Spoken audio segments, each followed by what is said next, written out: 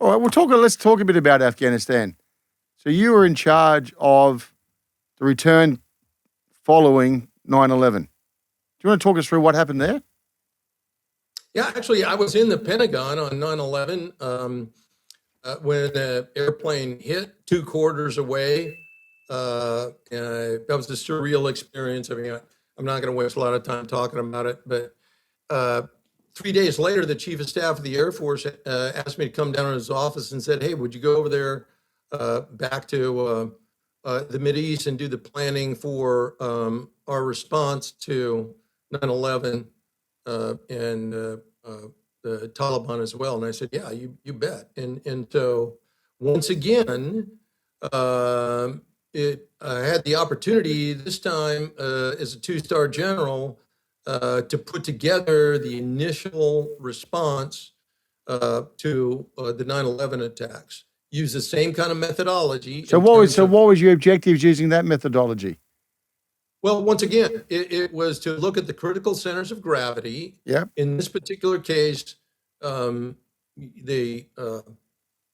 leadership, different structure, Totally. enormously different structure, but you still have these sort of 5 elements that always are in existence, regardless of the organization. It might change, and it did. Okay. In Saddam's case, it was a very highly centralized Soviet style of leadership. In the case of Afghanistan, I don't want to say just the opposite, but you're dealing with a collection of, you're dealing with a tribal society. Yeah. Which is different, although the Taliban had leadership, Mullah Omar, and there's some different circumstances, but in terms of the methodology of putting together a campaign plan, we use the same approach. What about your intelligence?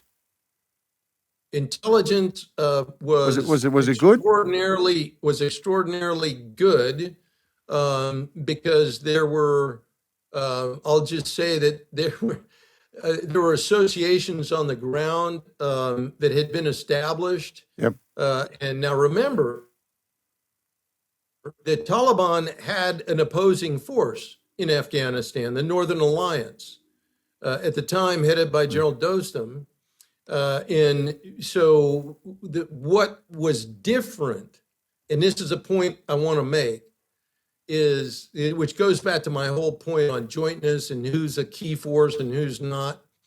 The Northern Alliance had been fighting the Taliban for over 5 years, and they were not making any headway.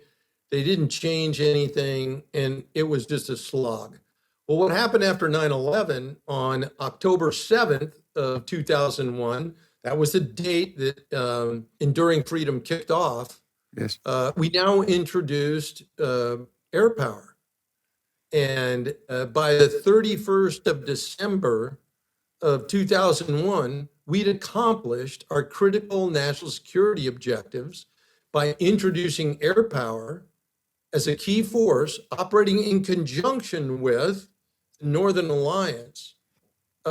We removed the Taliban from power. A friendly government was in position, and we'd eliminated all the Al-Qaeda terrorist training camps in Afghanistan. Those were the critical U.S. national security interests.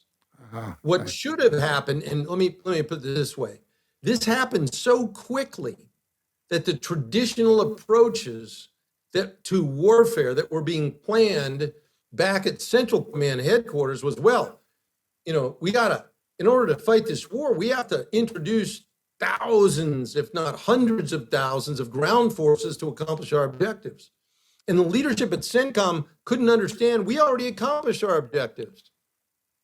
All right. But we'd accomplished them so fast, they hadn't even finished the deployment planning to get those ground forces into place. And then when they did get them into place in early 2002, they arrived, they looked around, and they said, hey, the Taliban's gone. We got a new government. There are no more Al-Qaeda forces here. I know. And what you saw then was the greatest example of mission creep in history. They looked around and said, okay, here's what we're going to do. We're going to change the fundamental conditions of terrorism. We're going to introduce education and build economic capacity to lift these people out of their poverty. That's not a mission of the military. Yeah. That's unobtainium. And then we spent the next 20 years trying to change a collection of 16th century tribes into a modern Jeffersonian democracy. That's where, back to what we talked about earlier, if you don't have the right operational and strategic objective, you're going to fail. And that's exactly what happened over the next 20 years. We failed to realize that we'd accomplished our critical national security objectives. In early 2002, we should have said, see you later, have a nice life. If you do it again, we'll be back, and leave.